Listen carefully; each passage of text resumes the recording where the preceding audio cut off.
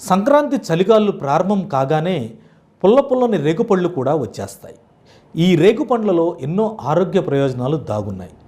శరీరానికి చక్కటి పోషకాలు కావాలంటే రేగుపండ్లను తినాల్సింది. రేగుపండ్లలో కొన్ని రకాలున్నాయి.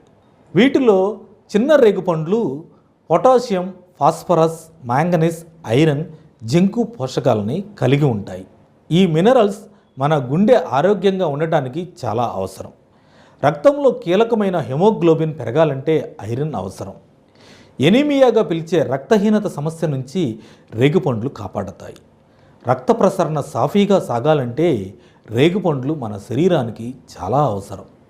అలాగే ఎండిన రేగుపండ్లలో కాల్షియం, ఫాస్ఫరస్ ఎక్కువగా ఉంటాయి.